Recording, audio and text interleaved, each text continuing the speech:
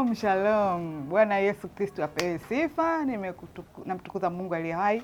Tumeamshwa leo tena salama. Tuna pumzi ya uhai, tuna uzima. Mungu ametupa zawadi ya maisha. Tuna kila sababu ya kumwambia Mungu asante. Ni siku nzuri tena. Tumeanza na ya baraka na tuko mbele zako leo tutajifunza kwa habari ya sadaka. Mtu wa Mungu, najua tumeshajifunza kwa habari ya sadaka mara nyingi sana. Ukiwa kama Mkristo, sadaka ni sehemu ya ibada.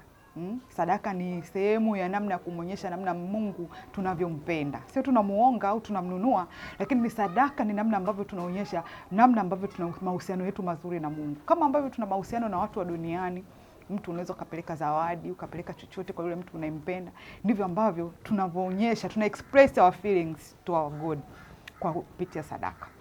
Na sadaka kama sadaka, ili upate kuona matokeo ya kile unachokitoa, lazima ujue sadaka ni nini. Lazima ujue uzito wa neno la sadaka. Unapojua maana yake, itakufanya ujue wakati unatoa, unamtolea nani, kwa sababu gani, kwa mazumuni yapi. Sio kumnunua Mungu, sio katika kumuonga, sio ili Mungu akufanyie, ila ni kuonyesha moyo wa shukrani. Ni namna ambavyo unaonyesha Mungu ni nani kwako, ni kitu kipi cha thamani. Na tutajifunza kwa watu ambao walimtolea Mungu sadaka na waliona matokeo, na wale ambao kwa kuto kuthamini sadaka, kwa kudhani kwamba sadaka ni unamtolea mwanadamu, madhara yapi yaliwakuta. Haleluya. Unapotoa sadaka, iwe madhabahuni au unampa kitu au unampa mtu, kitu cha kwanza unachotakiwa kuelewa kwamba haumpi mwanadamu, sadaka unampa Mungu. Hilo ndo wazo la kwanza linatakiwa likuje katika kichwa chako. Na ndio maana hata ukitoa mamilioni ya pesa, kesho ukamkuta mchungaji anaendesha, anasukuma Mercedes Benz yake, usiseme ni sadaka zangu, ila useme ni sadaka ambayo nimempa Mungu. Haleluya. Na hicho kitu tunakiona kwa Anania na Safira. Anania na Safira walidhani sadaka wanampa Petro. Unaona, kumbe juu ya Petro kuna roho Mungu, juu ya Petro kuna Roho Mtakatifu. Matokeo yake wakaadhibiwa. Tutaona katika kitabu cha Matendo ya Mitume sura ya 1 mpaka 10. Nitakwenda haraka kidogo. Imeandikwa, lakini mtu mmoja jina lake Anania pamoja na Safira mke wake waliuza mali. Akazuia kwa siri sehemu ya thamani yake. Mkewe naye akijua haya, akaleta fungu moja akaliweka miguuni pa mitume. Petro akasema, Anania, kwa nini shetani amekujaza moyo wako kumwambia uongo Roho Mtakatifu kwa kuzuia kwa siri sehemu ya thamani ya kiwanja? Mimi na wewe tunakubaliana jambo, kwamba hichi kiwanja kitauzwa. Ile pesa itakayopatikana tutamtolea Mungu sehemu kadhaa. Lakini wewe unauza kiwanja ukizani labda utauzwa labda kwa milioni 8, lakini unapata mteja milioni 10. Unapopeleka ile sadaka unaona, ngoja nipeleke milioni 8, ile niliyowazia, na hii sehemu ngoja niiache iwe ya kwangu. Petro anamwambia, kilipokuwa kwako kikuwa mali yako, na kilipokuwa kimekwisha kuuza thamani yake haikuwa katika uwezo wako, ili kuaje hata ukaweka neno hili moyoni mwako, ukumwambia uongo mwanadamu bali Mungu. Umeona anachokueleza? Sadaka anatolewa Mungu, sio mwanadamu. Anania aliposikia maneno haya akaanguka akafa. Hofu nyingi ikapata watu wote walioyasikia haya. Mstari wa 6. Vijana wakaondoka akamtia katika sanda akamchukua nje akamzika. Hata muda wa saa 3 baadaye mkewe akaingia, naye hana habari ya haya yaliyotokea. Petro akamjibu, niambie, mlikiuza kiwanja kwa thamani hiyo? Akasema ndiyo, kwa thamani hiyo. Petro akamwambia, imekuwaje hata mkapatana kumjaribu Roho wa Bwana? Angalia, miguu yako waliomzika mumeo ipo mlangoni, miguu ya hao waliomzika mumeo ipo mlangoni, nao watakuchukua nje na wewe nawe. Mara akaanguka miguuni pale kafa. Wale vijana wakaingia wakamkuta amekufa, wakamchukua nje wakamzika pamoja na mmeo. Unapotoa sadaka yako, unatoa kwa Mungu.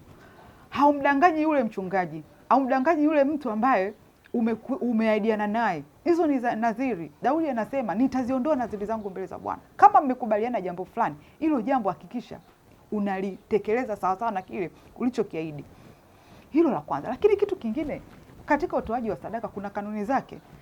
Mtu atakwambia, mtumishi wa Mungu, nimetoa sadaka sana, nimeomba sana, nimemtolea Mungu sadaka. Lakini je, katika utoaji wako wa sadaka, kuna mtu mmoja siku moja akaniambia, mtumishi wa Mungu, kama kuomba nimeomba sana, kama kutoa sadaka nimetoa sana sadaka unazozijua wewe za kila aina. Lakini ndani yangu nikasikia nimuulize, katika utoaji wako wa sadaka ulikuwa unawaza nini unapomtolea Mungu? Kwa sababu kuna vitu ukifanya kinyume na kanuni ya Mungu, kuna sadaka itatolewa tu sio kama sadaka. Ile inapokuwa kwenye mifuko yako ni pesa, Lakini unapoipeleka mbele za Mungu, hiyo sio pesa tena, au kwa wahitaji au kwa yoyote ambaye miongoni mwa wale Biblia inatuambia kutuelekeza kwao, ni sawa na kutoa sadaka. Hicho kitu kinabadilika kutoka kuwa pesa na fedha, kutoka kuwa mali inakuwa sadaka. Haleluya. Sadaka ina kanuni zake. Katika Kumbukumbu la Torati 23 ule mstari wa 18, neno la Mungu linasemaje? Inasema usilete ujira wa kahaba wala mshahara wa mbwa katika nyumba ya Bwana Mungu wako kwa ajili ya nadhiri yoyote, kwani hayo ni machukizo kwa Bwana Mungu wako mawili. Yote mawili ni machukizo. Kitu cha kwanza, usilete mshahara wa mbwa na usilete ujira wa kahaba. Hebu tuambie, leo hii tukikaa tukajikagua zile fedha zetu ambazo tunazisogeza madhabahuni kwa Mungu, unasema unazitaka. Neno la Mungu linasema toeni takataka katika fedha. Unajua katika Mithali ngapi pale inasema toeni takataka katika fedha, na hapa inasema usilete ujira wa kahaba wala mshahara wa mbwa katika madhabahu ya Mungu aliye hai, katika Kumbukumbu la Torati. Na bado utasema ziko kanuni ambazo kwa sababu ya Agano Jipya hazipo, zimeondolewa, lakini zipo kanuni ambazo zipo, mtu wa Mungu. Luka 11:41. Neno la Mungu linatuambiaje? Lakini toeni sadaka vile vya ndani, na tazama vyote huwa safi kwenu. Vile vya ndani, sio kile extra. Kuna mahali pengine Biblia inasema msilete kitu kilema. Mungu anasema msiletee kondoo aliye chongo, aliye na kijicho, aliye kilema. Nileteeni sadaka iliyo kamili, iliyo nzima, kile cha ndani ambacho hichi kinakugusa. Yaani chochote ambacho kinaugusa moyo wako kitaugusa moyo wa Mungu. Lakini kile ambacho unaona hichi ni extra, ni kama yule mwanamke mjane pale alipokuwa na kutoa sadaka. Yesu anasema huyu ametoa vilivyo vyote. Huyu ndio ametoa sadaka, katoa kile ambacho alicho nacho cha mwisho. Lakini kuna wale matajiri ambao wao walitoa extra. Tayari wanavyo vitu, wanasema hichi kilichobaki acha nimpelekee Mungu. Au mtu una 10,000 unaichange kwa 500 buku, unasema Mungu anastahili change. Hapana. Mungu anastahili kicho kikubwa. Kile kinachogusa moyo wako kinagusa moyo wa Mungu. Luka 12:32-34. Anasema msiogope enyi kundi dogo, kwa kuwa Baba yenu ameona vema kuwapa ule ufalme. Viuzeni mlivyo navyo mtoe sadaka. Jifanyieni mifuko isiyochakaa, akiba isiyopungua katika mbingu, mahali pasipo karibia mwivi wala nondo wala waharibio. Sijui unanielewa, mtu wa Mungu? Mathayo 16:19-21.